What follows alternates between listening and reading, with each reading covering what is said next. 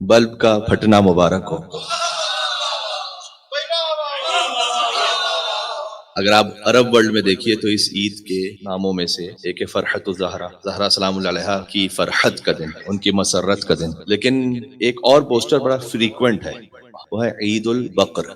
باقر سنا ہے آپ نے؟ علوم کو شگافتہ کرنے والے چونکہ امام باقر ہیں لہٰذا انہیں باقر کہتے ہیں۔ عید البقر، پھٹنے کی عید۔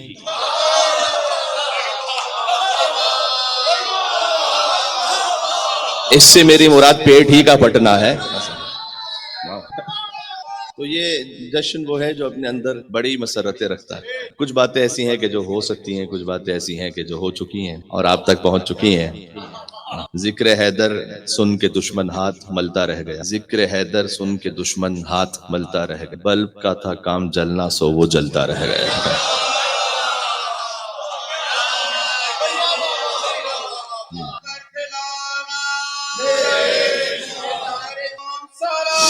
اللہم صلی علی،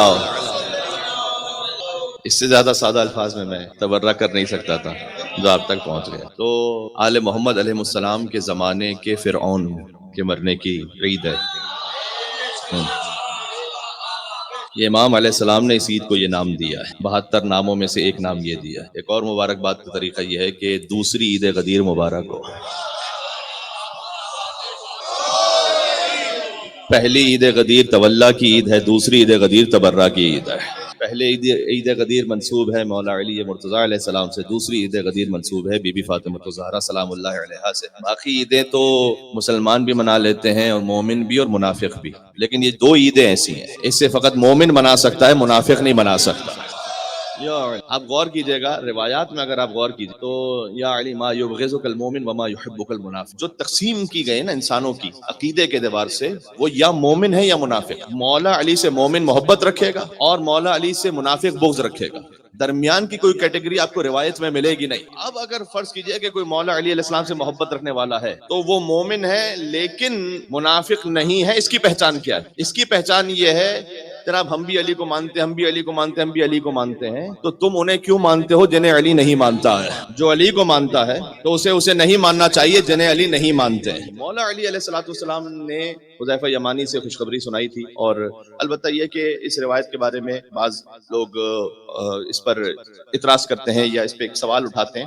میں اس رجال کی بحث میں اس وقت نہیں جانا چاہتا۔ تقطیع الحجہ بھی ایک پورا باب ہے، یعنی اگر روایت میں کچھ ایسا ہے کہ جو قابل فہم نہیں ہے یا مثلا کسی اور قرآن کی آیت سنت سے بظاہر ٹکرا رہا ہے ظاہر، تو پہلے تو اس کی تعویل اور توجیہ کی جائے گی، اور اگر تعویل اور توجیہ بھی کرنا ممکن نہ ہو تو فقط روایت کے اس حصے کو چھوڑ دیا جائے گا، پوری روایت کو نہیں۔ تو اس بات کو سمجھنے کی ضرورت ہے۔ یہ عید وہ ہے کہ سب سے پہلے مولا علی نے منائی قاتل زہرا کے مرنے کی خوشی میں، اور پھر چوتھے علی نے منائی قاتل حسین کے مرنے کی خوشی میں۔ دونوں 9 ربیع الاول ہے، بے شمار دونوں ہی 9 ربیع الاول۔ پہلے علی کے چہرے اقدس پر بھی خوشی آئی، وجہ اللہ چہرے پر جب مسکراہٹ آئی ہوگی تو اس کی الگ ہی شان ہوگی ہے۔ اور میں اسی لیے عرض کرتا ہوں کہ اہل بیت علیہ السلام کے خانوادے میں غم زیادہ ہیں، خوشیاں کم ہیں، تو جب خوشیاں آئیں تو بھرپور طریقے سے اسے منایا کیجیے۔ جب خوشیاں آئیں تو اس میں غم کی کوئی گنجائش نہیں رہتی، صرف خوشیوں کی گنجائش رہتی، تو چہرے پر مسکراہٹ ہونی چاہیے۔ آج جو اگر بی بی زہرا سلام اللہ علیہا کی خوشنودی کی خاطر مسکرا جائے تو مسکرانا بھی عبادت ہے۔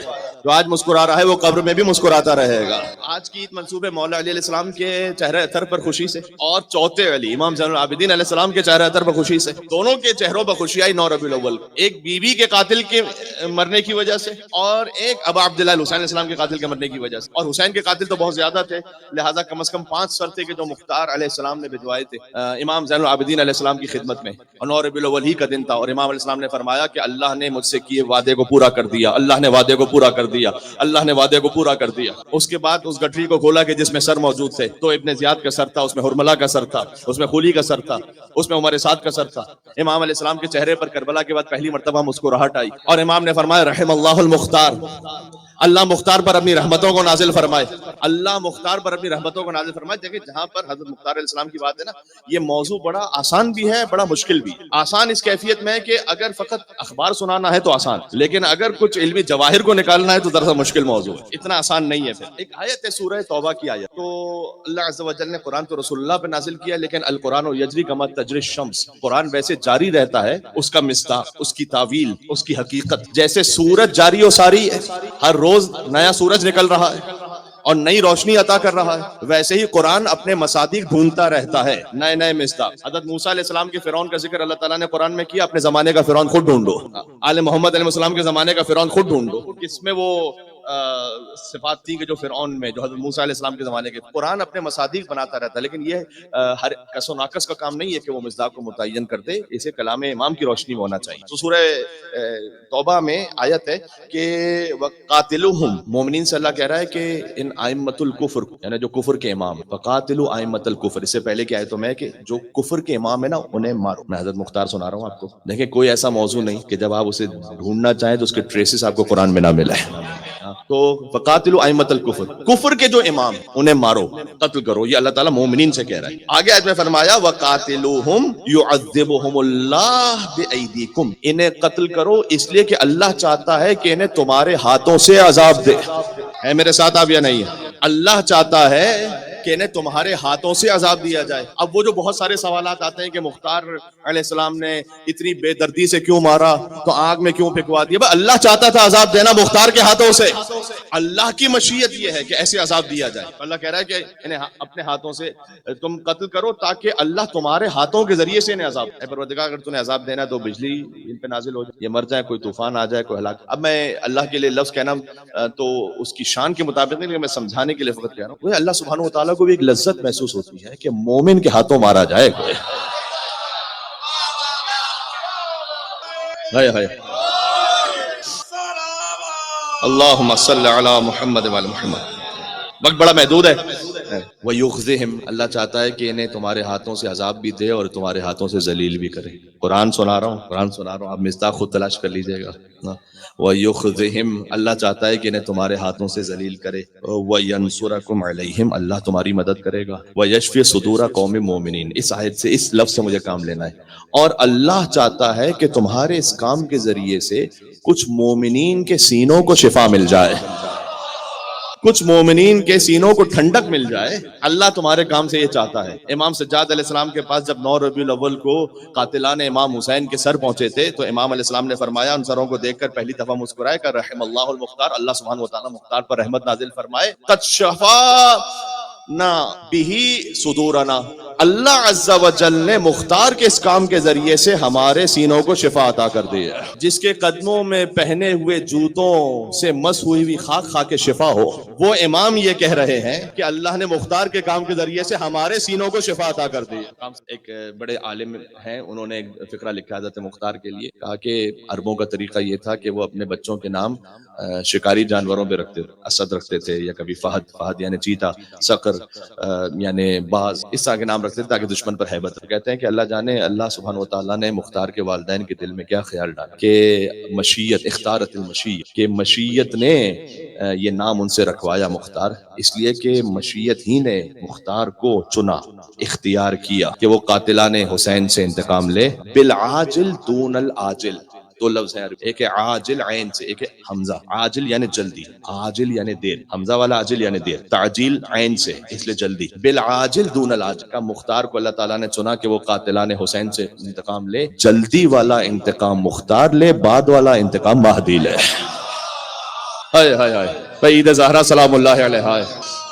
اللہم صلی علی محمد وعلی محمد۔ ذرا غور کیجئے گا تو مثل کلمۃ خبیثۃ کشجرۃ، کلمہ خبیثہ کی مثال ہے شجرہ خبیثہ۔ اجتثت من فوق الارض، وہ زمین میں اگ تو جاتا ہے وہ شجرہ، لیکن ما لہا من قرار، اسے قرار نہیں ہوتا، اسے ٹھہراؤ نہیں ہوتا، وہ اکھڑ جاتا ہے۔ اچھا، ایک طرف ہے شجرہ خبیثہ، دوسری طرف سے امام ابو عبداللہ الحسین علیہ السلام مقتل میں جا کے آپ کو ایک عجیب فقرہ ملے گا۔ ابھی میں اس کو فضائل میں پڑھا ہوں، مصائب میں نہیں۔ ابو عبداللہ الحسین علیہ السلام کے سینہ تھر پر تیر لگا، خون جاری ہوا، انہوں نے اپنے دست مبارک کو خون کو لیا اور اسے آسمان کی جانب پھینکا خون، اور آیت پڑھی قرآن کی سورہ فاطر کی امام حسین علیہ السلام نے، الیہ یصعد الکلم الطیب، امام نے اپنے خون کو کیا کہا؟ کلمہ طیب ہے حسین کا خون، حسین کا خون کلمہ طیبہ ہے۔ الیہ یصعد الکلم الطیب، قرآن کی آیت ہے کہ اللہ کی جانب بلند ہوتا ہے کلمہ طیبہ، والعمل الصالح یرفعہ، اور اگر اس کلمہ طیب کے ساتھ جو عمل کرے تو یہ عمل اسے اور اٹھاتا ہے۔ اب سوچئے، الیہ یصعد الکلم الطیب، حسین کا خون ہے کلمہ طیب، اور جب حسین نے سجدہ کیا،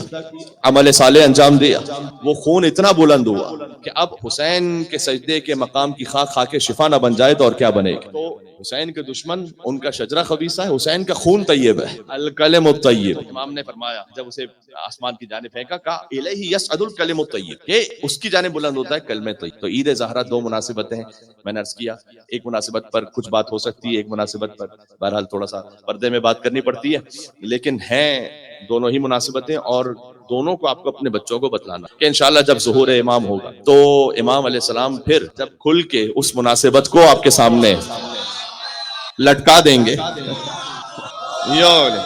تو جب تک امام علیہ السلام نے جتنا بیان کرنے کے لیے کہا اتنا بیان کیا جائے، اس سے زیادہ اس وقت چونکہ ان کی رضا نہیں ہے تو ہم جتنا ہو سکتا ہے اتنا ہی ہم بیان کرتے ہیں۔ اور یہ یاد رکھیے گا کہ اگر کسی کے دل میں ذرہ برابر بھی ہمدردی ہے تو وہ یقیناً بے شمار ہے، اور اس میں کوئی شک نہیں ہے۔ چند مصرے تھے، میں نے کہا کہ اچھے مناسبت سے چلے آپ کو سناتا ہوں۔ امام غیب سے تشریف لانے والے ہیں اور یزیدیوں کو ٹھکانے لگانے والے ہیں، یزیدیوں کو ٹھکانے لگانے والے ہیں، شمار کرتے ہیں ان کا بھی بے شمار میں ہم،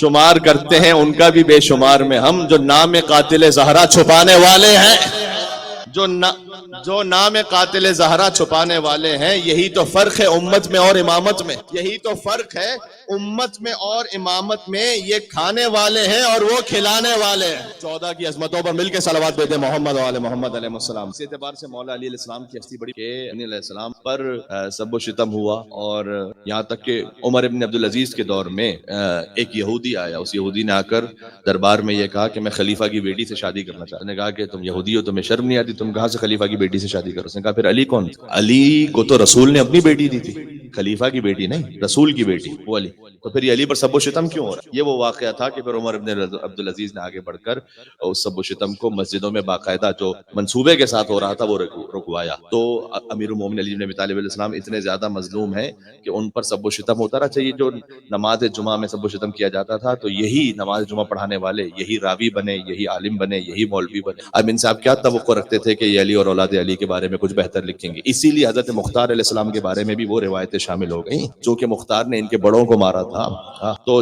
جیسے جو اصل بغض تھا وہ تو علی جن ابی طالب علیہ السلام سے تھا کہ علی نے ان کے بڑوں کو بدر و احد و خیبر و خندق میں مارا تھا، تو ویسے ہی ایک جزئی بغض مولا علیہ السلام کے مقابلے میں کہہ رہا ہوں کہ وہ جزئی طور پر حضرت مختار علیہ السلام سے بھی تھا کہ مختار نے ان کے بڑوں کو مارا، لہذا جب یہ حدیثیں لکھوائی گئیں تو اس میں بہت ساری جعلی حدیثیں شامل ہوئیں، بہت سارا کچھ وہ شامل ہوا۔ ائمہ علیہ السلام نے کبھی تقیہ کے طور پر بھی ارشاد فرمایا آپ کچھ لوگوں کی جان کی حفاظت کے لیے، تو یہ سب کچھ ایک پیغام ہمیں دے رہا ہے۔ وہ پیغام کیا ہے؟ اب یہ بڑی اہم بات ہے۔ پیغام یہ ہے کہ میں آپ سے ایک سوال، حضرت مختار علیہ السلام کا کام آن اے فیس ویلیو بہت ہی اچھا کام ہے نا، اس سے بہتر تو کوئی کام ہی نہیں تھا کہ قاتلان امام حسین علیہ السلام سے انتقام لیا۔ اچھا پھر یہاں پر ضرورت کیا رہ جاتی ہے اتنے اچھے کام کے بعد بھی کہ ہم یہ تلاش کریں کہ امام کی اجازت تھی یا نہیں تھی؟ یہی بحث ہے نا، امام علیہ السلام کی اجازت تھی حضرت مختار کے لیے نہیں، اس بظاہر بہت اچھے کام کے بعد بھی یہ بات جاننا ضروری ہے کہ امام کی اجازت تھی یا نہیں تھی، اور ہم یہ کہتے ہیں کہ جو تاریخ سے ثابت ہے کہ امام زین العابدین اسلام کی اجازت تھی۔ اس کا مطلب کیا ہوا؟ اس کا مطلب ہے کہ آج اگر کوئی بظاہر بہت اچھا بھی کام نظر آ رہا ہے آپ کو، ادھر لڑائی ادھر لڑائی ایسے ویسے، سب ثابت جب تک نہ ہو کہ امام زمانہ علیہ السلام کی اجازت ہے یا نہیں ہے۔ ارے ہم تو مختار کے کام کو بھی نہیں مانتے جب تک امام کی اجازت نہ ہو۔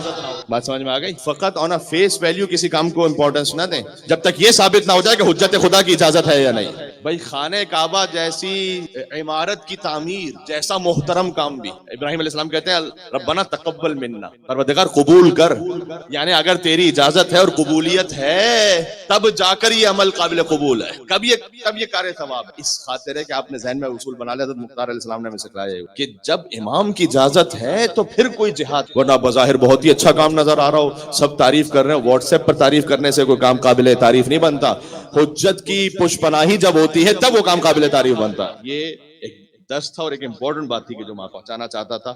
وقت بھی تقریباً تمام ہو گیا، مغرب کے بعد مجھے ایک اور مقام پر یہاں سے بہت دور جانا بھی ہے، اس لیے مغرب کو بھی تھوڑا سا تاخیر سے نہیں کیا جا سکتا۔ ایک اور جشن ہے جو میلبرن کے ایک اور سرے میں، وہ جشن صادقین ہے، وہ مجھے پڑھنے کے لیے جانا ہے، تو میرے خیال میں جشن جو ریکارڈڈ والا ہے وہ یہاں ختم کرتے ہیں، 5 منٹ بغیر ریکارڈ والا پڑھ لیتے ہیں۔